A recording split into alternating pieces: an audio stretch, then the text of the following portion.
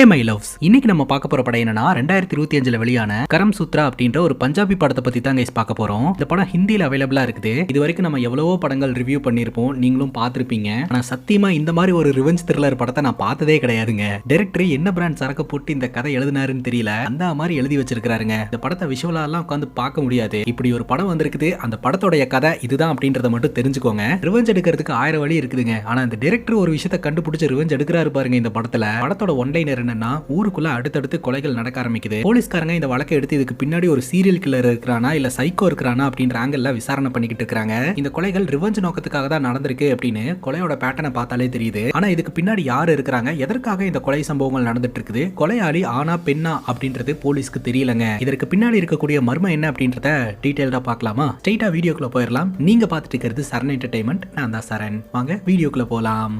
படத்தோட ஸ்டார்டிங் சீன்ல மணல் குவாரி மாதிரியான ஒரு இடத்தை காட்டுறாங்க. இரவு நேரம் ஹெவியா மழை பெஞ்சுக்கிட்டு இருக்குது. ஒரு டாக்ஸி டிரைவர் ஒரு இளம் பெண்ணை கிட்னாப் பண்ணி கூட்டிட்டு வரான். காருக்குள்ள வச்சு அந்த பொண்ணு கிட்ட பாலியல் அத்துமீறல ஈடுபடுறான். அந்த பொண்ணு பயங்கரமா கெஞ்சரா, தயவு செஞ்சு நான் விட்டுருங்க, நான் போறேன் அப்படின்னு சொல்லிட்டு. அந்த டாக்ஸி டிரைவர் சொல்றான், நான் உன்னை விட்டுறேன், அதுக்கு முன்னாடி ஒரே ஒரு முறை என் கூட ரிலேஷன்ஷிப்ல இரு அப்படின்னு சொல்லிட்டு இவன் பிஸ் அடிக்கிறதுக்காக காரை விட்டு இறங்கி வராங்க. அந்த நேரம் பார்த்து அந்த இடத்துக்கு வந்த ஒரு மர்ம நபர் அந்த நபரை கத்தியால வெட்டியே கொலை பண்றான். அங்க கட் பண்ணா இந்த ஏரியாவோட இன்ஸ்பெக்டர் நம்ம கிட்ட காட்டுறாங்க. அவர் கார்ல வந்துகிட்டு இருக்கும் போதே அவருடைய அசிஸ்டன்ட் கிட்ட இருந்து கால் வருதுங்க. ஒரு இடத்துல மர்டர் நடந்திருக்குது, உடனடியா வாங்க அப்படின்னு சொல்லிட்டு அந்த இடத்துக்கு உடனடியா இன்ஸ்பெக்டர் போறாருங்க. அங்க போய் பார்க்கும்போது தான் தெரிய வருது, ஒரு சவர்லெட் காருக்குள்ள உடம்புல ஒட்டு துணி இல்லாம கொல்லப்பட்டிருக்காங்க அப்படின்றது தெரிய வருது. ரேப் அட்டெம்ப்ட் ஏதாவது நடந்திருக்கா அப்படின்னு இன்ஸ்பெக்டர் கேட்க, அப்பதான் அசிஸ்டன்ட் சொல்றாரு, இறந்து கிடக்கிறது ஒரு ஆண் அப்படின்ட்டு. கொஞ்ச நேரத்துக்கு முன்னாடி ஒரு டாக்ஸி டிரைவரோட கொலை சம்பவத்தை நம்ம பார்த்தோம் இல்லையா, அந்த சம்பவம் கிடையாதுங்க இது வேற சம்பவம். ஃபாரன்சிக் டிபார்ட்மெண்ட் அந்த காருக்குள்ளேயும் சரி, காரை சுத்தி இருக்கக்கூடிய இடங்கள்லயும் சரி ஏதாவது எவிடன்ஸ் கிடைக்குமா அப்படின்னு க்ளூஸை சேகரிச்சுக்கிட்டு இருக்காங்க. இப்போ இந்த இன்ஸ்பெக்டர் அசிஸ்டன்ட் கிட்ட கேட்கிறாரு, பசங்களுக்கும் இந்த மாதிரி பாலியல் தொந்தரவெல்லாம் நடக்குமா அப்படின்னு கேட்க, அசிஸ்டன்ட் சொல்றாரு, காலம் கலிகாலம் சார், இந்த காலத்துல பொண்ணுங்களுக்கு மட்டும் இல்ல பசங்களுக்கும் சேஃப்டி இல்ல அப்படின்ற மாதிரி சொல்றாருங்க. கார்க்குள்ள இருக்கிறவருடைய ஜுவல்ஸ் எல்லாமே கரெக்டா இருக்குது. அதே சமயம் அவரோட வேலட் அங்க இருக்குதுங்க. வேலட்லயும் பணம் அப்படியே இருக்குது. சோ திருட்டுக்காக இந்த கொலை நடக்கல அப்படின்றதும் தெளிவா நமக்கு தெரியுது. அங்க கட் பண்ணா குப்பையில இருந்து இரும்பை மட்டும் அப்படியே செப்பரேட் பண்ணி எடுத்து அதை கொண்டு போய் சேல் பண்ணி பணம் சம்பாதிப்பாங்க இல்லையா, அந்த ஆட்களை நம்ம கிட்ட காட்டுறாங்க. ஒருத்தர் குப்பைக்குள்ள இந்த மாதிரி ஏதாவது கிடைக்குமான்னு தேடிக்கிட்டே இருக்கும்போது திடீர்னு ஏதோ ஒரு விஷயத்தை பார்த்து பயங்கரமா கத்த ஆரம்பிச்சிடுறாருங்க. அவர் கூட வேலை பார்த்துட்டு இருக்கிறவங்களும் வந்து என்னடா ஆச்சு அப்படின்னு சொல்லி கேட்க, அப்பதான் எல்லாருமே அந்த ஷாக்கிங்கான விஷயத்தை பார்த்து அதிர்ந்து போறாங்க. குப்பைக்குள்ள ஒரு இளம்பெண்ணுடைய சடலம் இருக்குதுங்க. அந்த பெண் கொல்லப்பட்ட நிலைமையில அந்த இடத்துல கிடக்குறா. குப்பையால முழுவதுமா மூடப்பட்டிருந்திருக்கா. உடனடியா போலீஸ்க்கு தகவல் கொடுக்கப்படுது. அந்த இடத்துக்கு இன்ஸ்பெக்டர் வராருங்க. கிரைம் சீனை ஆய்வு செய்யறாரு. கொல்லப்பட்ட பெண் பாயிண்ட் பிளாங்க்ல ஷூட் பண்ணி கொல்லப்பட்டிருக்கா அப்படின்றது தெரிய வருது. உடனடியா போஸ்ட்மார்ட்டத்துக்கான ஏற்பாடு பண்ணுங்க அப்படின்னு சொல்லி ஒரு ஆர்டர் கொடுக்குறாரு. முதல்ல பார்த்தது யார் அப்படின்னு கேட்டு அவர்கிட்ட ஸ்டேட்மெண்ட் எல்லாம் வாங்கிக்க சொல்றாரு. இப்போ டெட் பாடியை தூக்கிட்டு போகும்போது அந்த பெண்ணுடைய கை மட்டும் கீழே தொங்கிட்டு இருக்குங்க. அந்த கையில இருக்கக்கூடிய டாட்டோவை இன்ஸ்பெக்டர் கவனிக்கிறாரு. இப்போதைக்கு செத்து போனது யாருன்னு தெரியல, கொல்லப்பட்டது யாருன்னு தெரியலங்க.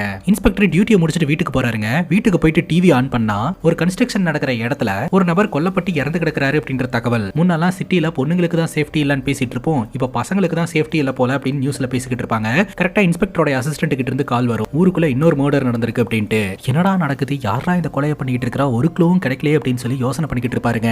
அங்க கட் பண்ண ஒரு கெஸ்ட் ஹவுஸ் நம்ம கிட்ட காட்டுறாங்க. அந்த கெஸ்ட் ஹவுஸ்க்கு ஒரு வாட்ச்மேன் இருக்கிறாரு. ராத்திரி நேரத்துல அந்த கெஸ்ட் ஹவுஸ்க்குள்ள ஏதோ ஒரு சத்தம் கேக்குது அப்படின்னு சொல்லிட்டு டார்ச் எடுத்துட்டு அந்த வீட்டுக்கிட்ட போறாருங்க. உள்ள இருந்து தான் சத்தம் வருது அப்படின்ட்டு உள்ள போய் பார்க்கும்போது கண்ட காட்சி பயங்கர அதிர்ச்சி உருவாக்குதுங்க. அந்த கெஸ்ட் ஹவுஸ்ல வாழ்ந்துட்டு இருந்தவரையும் யாரோ ஒருத்தவங்க கொடூரமா கொலை பண்ணி வச்சிருக்காங்க. உடனடியா போலீஸ்க்கு தகவல் கொடுக்கப்பட்டு இன்ஸ்பெக்டரும் அவருடைய டீமும் வந்து இன்வெஸ்டிகேஷன் நடத்துறாங்க. அசிஸ்டன்ட் கேக்குறாரு, என்ன சார் இப்பதான் ஒரு கிரைம் சீனை பார்த்துட்டு வந்தோம், அதுக்குள்ள இன்னொரு கிரைம் சீன், எனக்கு என்னமோ இதுக்கு பின்னாடி ஒரு பைத்தியக்காரன் இருக்கான்னு தோணுது சார் அப்படின்னு சொல்ல, இன்ஸ்பெக்டர் சொல்றாரு, இத பண்றதெல்லாம் ஒரு சைக்கோ கில்லர், ரேண்டமா ஆட்களை எல்லாம் தொடர்ந்து கொலை பண்ணிக்கிட்டு இருக்கான் போல அப்படின்னு நினைக்கிறாருங்க. பார்த்தா இந்த வீட்டோட செக்யூரிட்டி கார்டு ரொம்ப பதட்டத்தோட நின்னுட்டு இருக்காருங்க. எந்த ஊரு எவ்வளவு நாளா இங்க ஒர்க் பண்ற அப்படின்னு கேட்கும்போது அந்த செக்யூரிட்டி கார்டு பீகாரை சேர்ந்தவராம். ரொம்ப நாளா இந்த வீட்டுக்கு செக்யூரிட்டி கார்டா இருக்கிறாராம், தனியா தான் இருக்கிறாராம். சரி ராத்திரி நீ என்ன பார்த்த அப்படின்னு கேட்கும்போது அவர் ஸ்டேட்மெண்ட் கொடுக்கலான்னு வராரு. அந்த நேரம் பார்த்து உயர் அதிகாரி கிட்ட இருந்து இன்ஸ்பெக்டருக்கு கால் வந்துருதுங்க. அதனால அவரோட அசிஸ்டன்ட் கிட்ட அந்த நபர் கிட்ட ஸ்டேட்மெண்ட் வாங்கிட்டு எனக்கு ரிப்போர்ட் பண்ணுங்க அப்படின்னு சொல்லிட்டு அந்த இடத்துல இருந்து கிளம்புறாரு. அப்ப பிரஸ் மீடியா எல்லாம் தொடர்கொலைகளை பத்தி கேள்விகள் கேட்க ஆரம்பிக்கிறாங்க.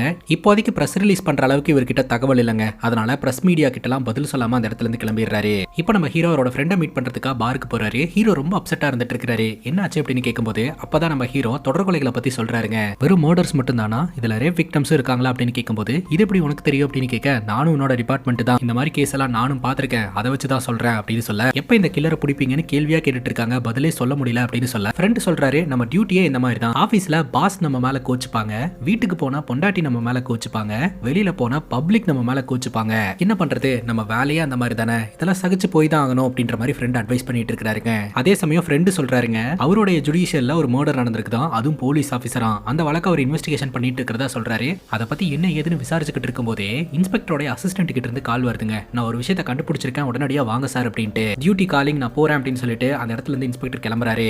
இன்ஸ்பெக்டரும் அவரோட அசிஸ்டன்ட்டும் கெஸ்ட் ஹவுஸுக்கு தான் வராங்க. இந்த கெஸ்ட் ஹவுஸ்ல வாட்ச்மேனா இருக்கிறார் இல்லையா, அவருடைய ரூமுக்குள்ள பாத்தீங்கன்னா ஏகப்பட்ட ஆக்ட்ரஸோட ஹாட் போட்டோஸ் எல்லாம் ஒட்டி வச்சிருப்பாரு. அதே சமயம் அவர் ரெகுலரா குடிக்கக்கூடிய ஆளுங்க. அதனால இவன் தான் வந்து இந்த கொலை சம்பவங்கள்ல ஈடுபட்டு இருக்கான். இந்த போட்டோஸ், இங்க இருக்கக்கூடிய சரக்கு பாட்டில்ஸ் எல்லாம் பார்க்கும்போது இவன் தான் கொலையாளி அப்படின்னு சொல்ல, சார் நான் கொலையாளி கிடையாது அப்படின்னு இந்த செக்யூரிட்டி கார்டு சொல்றாருங்க. அது மட்டும் இல்லாம கொல்லப்பட்டவங்க எல்லாம் சுட்டு கொல்லப்பட்டிருக்காங்க.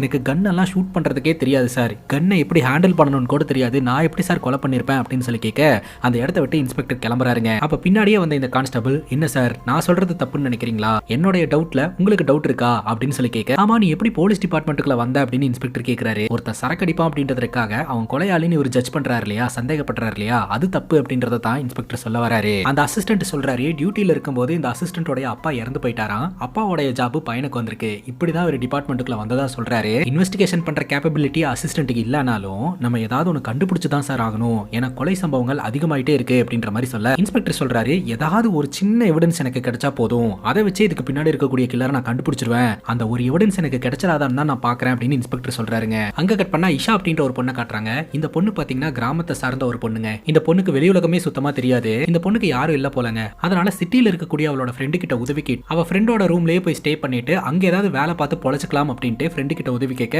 ஃப்ரெண்டும் பாத்தீங்கன்னா சரி நீ வா நான் உன்னை கூட்டிட்டு போறேன் அப்படின்னு சொல்லி ஒரு பஸ் ஸ்டாண்டுக்கு வர சொல்லியிருக்காங்க. சரின்னு கேட்டுட்டு இஷா பஸ் ஸ்டாப் பக்கம் நடந்து வந்துகிட்டு இருப்பா. அப்ப பின்னாடி யாராவது நடந்து வந்தா கூட யாராவது நம்மள ஃபாலோ பண்றாங்களோ அப்படின்னு சொல்லிட்டு ரொம்ப பயப்படக்கூடிய சுபாவம் கொண்ட ஒரு பொண்ணு தான் இந்த இஷா. ஃபைனலி அந்த பஸ் ஸ்டாப்புக்கு இஷாவோட ஃப்ரெண்டு கார் எடுத்துட்டு வந்துட்டா. உனக்கு எவ்வளவு நேரமா ஃபோன் பண்றது, ஃபோன் எடுக்க மாட்டியா அப்படின்னு கேட்கும்போது அவ ஒரு சின்ன பட்டன் ஃபோன் தான் வச்சிருப்பா, அந்த ஃபோன் பேக்குள்ள இருந்ததுனால எனக்கு சவுண்டே கேட்கல அப்படின்னு சொல்ல, சரி கார்ல ஏறு நம்ம போலாம் அப்படின்னு சொல்லிட்டு ஃப்ரெண்டு இஷாவை கூட்டிட்டு சிட்டி பக்கம் போக ஆரம்பிக்கிறாங்க. நீ வெளியில பாரு எப்படி இருக்குன்னு, வில்லேஜுக்கும் சிட்டிக்கும் இதுதான் டிஃபரெண்டான ஆட்கள், டிஃபரெண்டான வைபு, நைட் லைஃப், பார்ட்டி, அழகான பசங்க அப்படின்னு சொல்லிட்டு வாழ்க்கையை நல்லா என்ஜாய் பண்ணலாம் அப்படின்ற மாதிரி இஷாவோட ஃப்ரெண்டு சொல்லிக்கிட்டு இருக்கா. ஆனா இஷா பாத்தீங்கன்னா அப்படியே பதட்டத்தோட தான் கார்ல டிராவல் பண்ணிக்கிட்டு இருக்கா. ஃபைனலி இவங்க தங்க போற அந்த வீட்டுக்கு கூட்டிட்டு போறா. ஒரு ஆன்ட்டியோட வீட்டுல தான் இவங்க வாடகைக்கு தங்கி இருக்காங்க. அந்த ஆன்ட்டி கேக்குறாங்க, என்ன ஷாலு எப்படி இருக்கு அப்படின்னு சொல்லிட்டு. நான் நல்லா இருக்கேன் ஆன்ட்டி, இவ பேர் இஷா, ஊர்ல இருந்து வந்திருக்கா, கொஞ்ச நாள் என் கூட தான் இருக்க போறா அப்படின்ற மாதிரி சொல்ல, அதுக்கு என்ன தாராளமா தங்கிக்கிட்டோம் அப்படின்ற மாதிரி அந்த ஆன்ட்டி சொல்லிடுறாங்க. சரின்னு சொல்லிட்டு இவங்க ரெண்டு பேரும் வீட்டுக்குள்ள போயிடுறாங்க. அவங்க போனதுக்கு அப்புறம் இந்த ஆன்ட்டி புலம்பிட்டு இருக்காங்க, இத்தனை பேர் இந்த வீட்டுல ஸ்டே பண்ணிட்டு இருக்காங்க, நான் என்ன ஆர்ஃபனேஜா வச்சு ரன் பண்ணிட்டு இருக்கேன், இருக்கட்டும் பாத்துக்கலாம் அப்படின்னு சொல்லிட்டு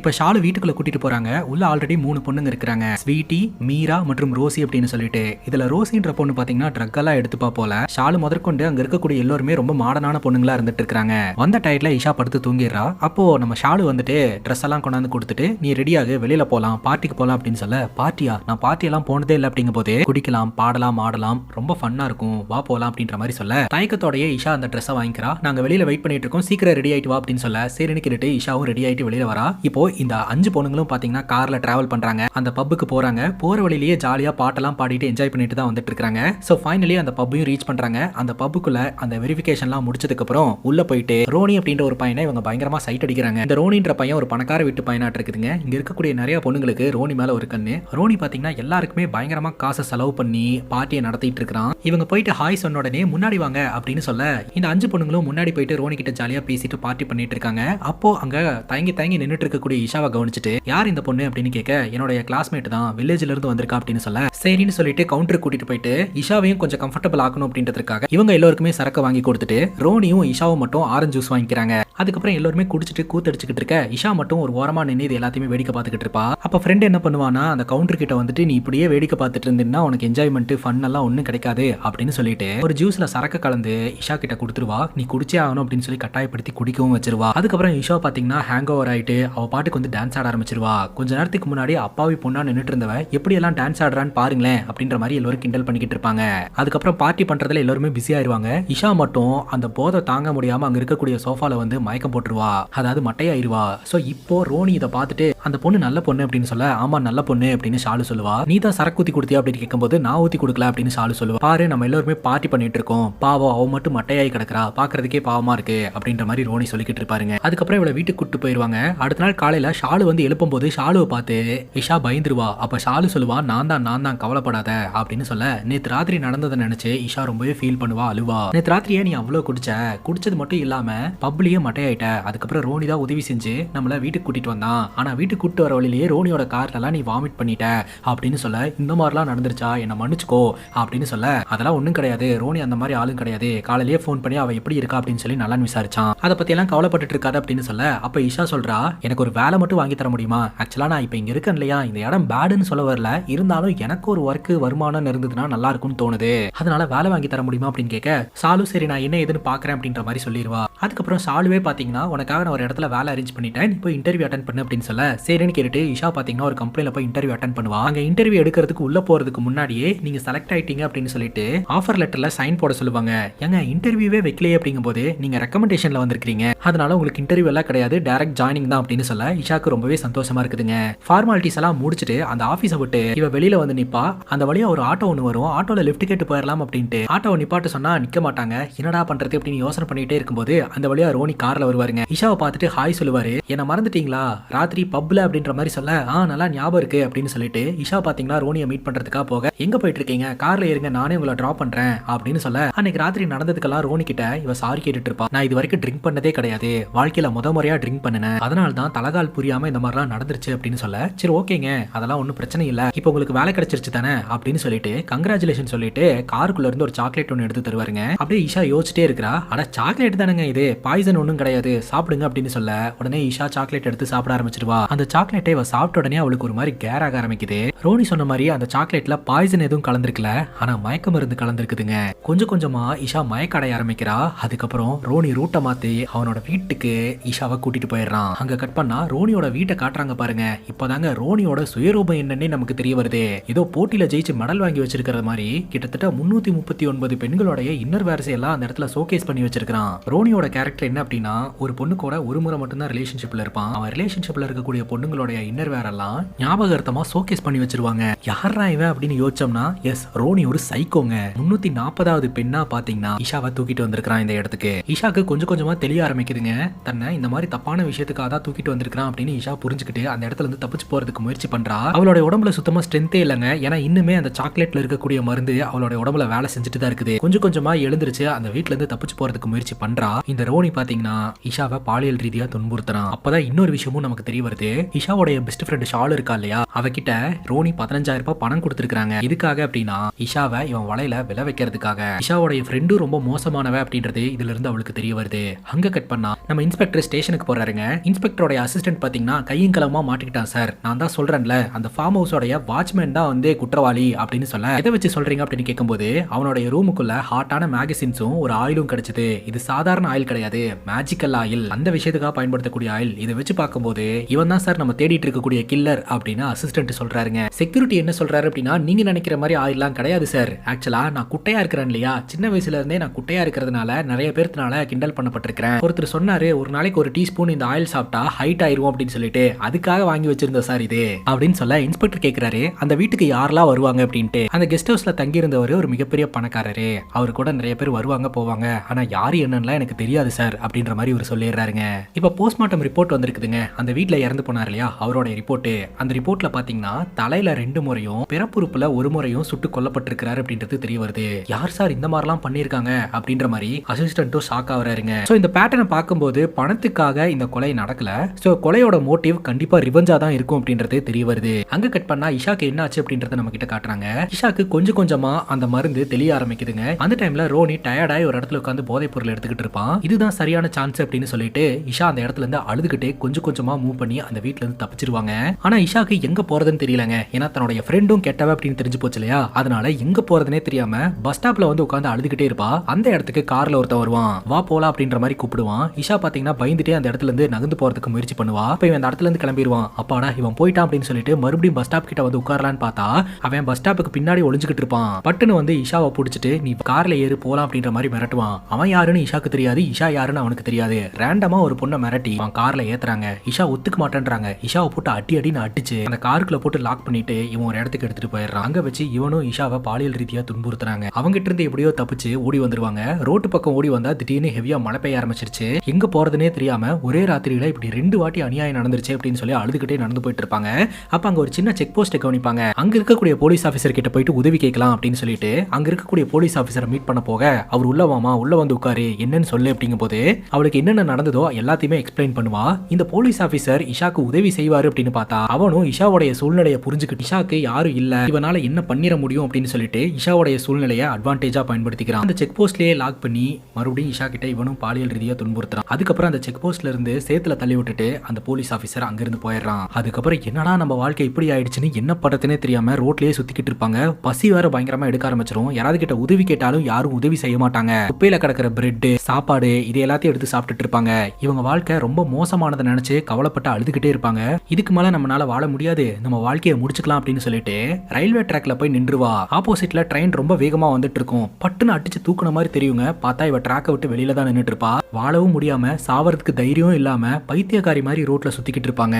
அப்பதான் ரோட்ல ஒரு பொண்ணு பாத்தீங்கன்னா அப்படியே டிப் டாப்பா ட்ரெஸ் பண்ணிட்டு நின்னுட்டு இருக்கும். பணக்கார ஒருத்தன் கார்ல வருவான். அந்த பொண்ணை கார்ல ஏத்திட்டு அந்த இடத்துல இருந்து கூட்டிட்டு போயிருவான். அவங்க வந்து பாலியல் தொழில் பண்ணிட்டு இருக்காங்க அப்படின்றது நம்ம இஷாக்கு நல்லாவே தெரியுது. இப்ப இஷா ரோட்ல நின்னுட்டு இருக்கும்போது ஒரு ஆட்டோ டிரைவர் வந்து எங்கேயாவது போகணுமா டிராப் பண்ணணுமா அப்படின்ற மாதிரி கேட்பாரு. இஷா எதுவுமே பேச மாட்டா. சரி வண்டியில ஏறி உனக்கு 200 ரூபாய் தரேன் அப்படின்னு சொல்ல உடனே இஷா பாத்தீங்கன்னா வண்டியில ஏறிப்பா. அந்த ஆட்டோக்காரன் 200 ரூபாய் பணம் தருவான். அவன் இஷாவை யூஸ் பண்ணிப்பான். அந்த பணத்தை வச்சு இவ சாப்பிட்டுட்டு ட்ரெஸ் வாங்குவா. கொஞ்ச நேரத்துக்கு முன்னாடி ஒரு பொண்ணு பாலியல் தொழில் பண்ணிட்டு இருந்ததா இவ பார்த்தா இல்லையா, சோ அதை இவ பண்ணலாம்னு முடிவெடுக்கிறாங்க. ஒரு கிளைண்ட்ஸையா பிடிக்க ஆரம்பிக்கிறா. அதன் மூலமா வர காசை வச்சு ஒரு தன்னைத்தானே மெருகேத்திக்கிட்டு ஒரு மாடர்னான பொண்ணா மாத்திக்கிட்டு பெரிய பெரிய ஆளுங்க கூட மட்டும் இவ ரிலேஷன்ஷிப் வச்சுக்க ஆரம்பிக்கிறா. கொஞ்ச நாட்கள்லயே பாத்தீங்கன்னா ஆட்சியில் இருக்கக்கூடிய பொலிட்டீஷியன் கூட ரிலேஷன்ஷிப்ல இருக்கிற லெவலுக்கு இவ வளர்ந்துடுறா. நிறைய பணம் கிடைக்கும் இல்லையா, அதை ரெண்டா பிரிச்சுக்கிறா. ஒன்னு தன்னைத்தானே அழகாக்கிக்கிறதுக்கு, ரெண்டாவது ஒரு சர்ஜரி பண்றதுக்காக இவ பிளான் பண்ணிக்கிட்டு இருக்காங்க. ஒரு டாக்டர் கிட்ட அப்பாயின்மெண்ட் வாங்கி அந்த டாக்டரை மீட் பண்றதுக்காக வரா. சோ சர்ஜரிக்கு எல்லாமே தயாரா இருக்குது அப்படின்ற மாதிரி சொல்ல பணத்தை கட்டி இந்த சர்ஜரியும் பண்ண சொல்றாங்க. அந்த சர்ஜரி முடிஞ்ச உடனே பாத்தீங்கன்னா இவளுக்கு பயங்கரமா பெயினா இருக்குது. அந்த பெயினை எல்லாம் பயங்கரமா தாங்கிக்கிறா. இவளுக்கு ஆறுதல் சொல்றதுக்கோ பக்கத்துல இருந்து பாத்துக்கிறதுக்கோ யாருமே கிடையாது.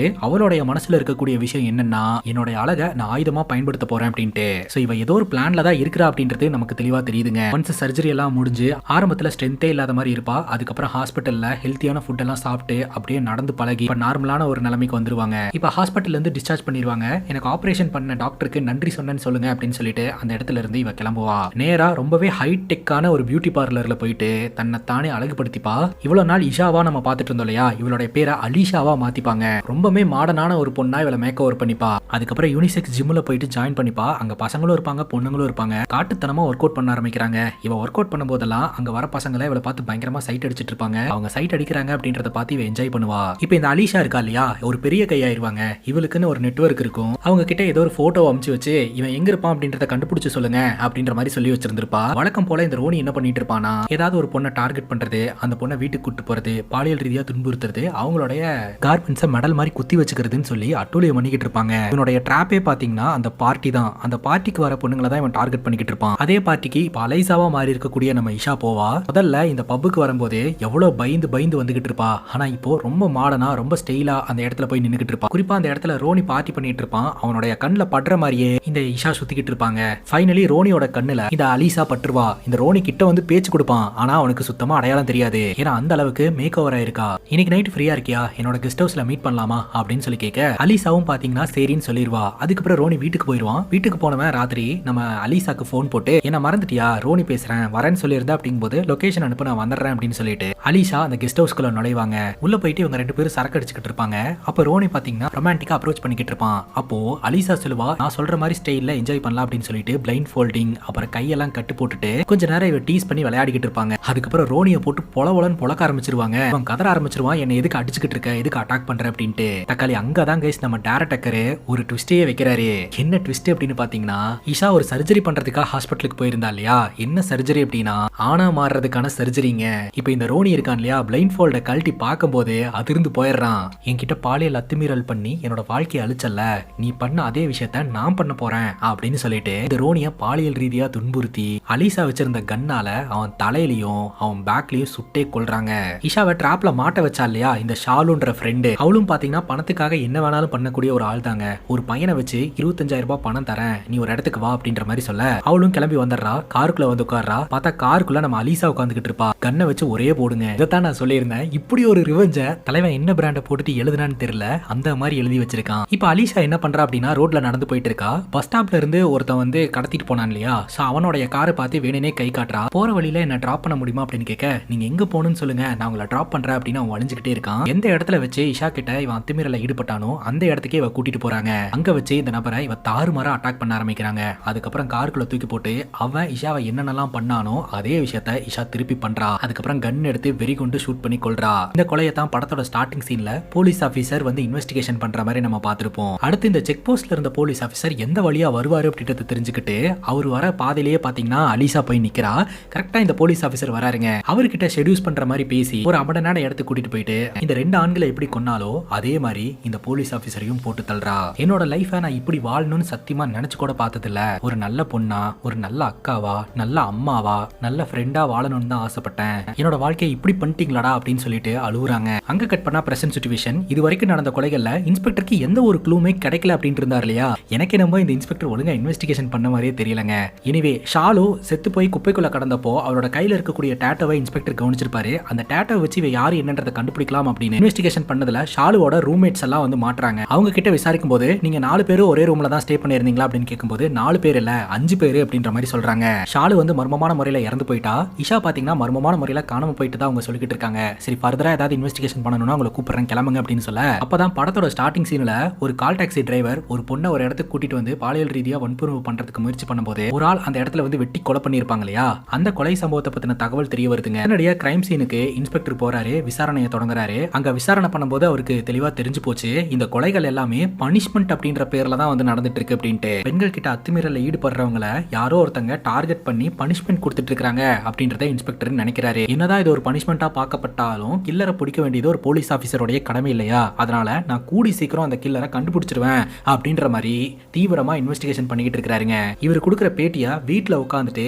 இஷா டிவில பாத்துக்கிட்டு இருக்கா. இந்த கொலையை பண்ணதும் இஷா தான். இஷா சொல்றா இந்த கொலையை பண்ணது யாரு அப்படின்றத கண்டுபிடிக்கிறதெல்லாம் அப்புறம் இருக்கட்டும், முதல்ல கொலையாளி ஆனா பெண்ணான்றதை கண்டுபிடிங்க இன்ஸ்பெக்டர் சார் அப்படின்ற மாதிரி இஷா டிவியை பார்த்து சிரிச்சுக்கிட்டு இருப்பா. இன்ஸ்பெக்டர் எந்த ஏரியால ஸ்டே பண்ணிருக்காரோ அதே ஏரியால இஷாவும் பாத்தீங்கன்னா அவங்க ஒரு வீடு எடுத்து போய் ஸ்டே பண்ணுவாங்க. இன்ஸ்பெக்டர் டியூட்டியை முடிச்சுட்டு வீட்டுக்கு வரும்போது ஆப்போசிட்ல இஷா வந்துட்டு ஒரு சல்யூட் எடுத்துட்டு சார் எப்படி சார் இருக்கிறீங்க, நான் இந்த ஏரியாக்கு புதுசா வந்திருக்கேன் அப்படின்னு சொல்லிட்டு தன்னைத்தானே இந்த இன்ஸ்பெக்டர் கிட்ட இன்ட்ரோ பண்ணி வச்சுட்டு அந்த இடத்தை விட்டு நகர்ந்து போவாங்க. இன்ஸ்பெக்டர் கண்ணெதிரே இந்த கில்லர் இருந்தும் இன்ஸ்பெக்டர்னால எதுவுமே பண்ண முடியாது அப்படின்ற மாதிரி இஷா சொல்லாம சொல்லி இந்த படம் கம்ப்ளீட் ஆகுது. இந்த படத்தை பத்தி நீங்க என்ன நினைக்கிறீங்க அப்படின்னு உங்களோட கருத்தை கமெண்ட் செக்ஷன்ல பதிவு பண்ணுங்க. அண்ட் இதே மாதிரி வேற எதனா படத்தை பத்தி பேசணும் அப்படின்னு நினைச்சாலும் படத்தோட பேரை கமெண்ட் செக்ஷன்ல சொல்லுங்க. இதே மாதிரி வேற ஒரு நல்ல வீடியோல வந்து சந்திக்கிறேன். Love you guys, take care and cheers.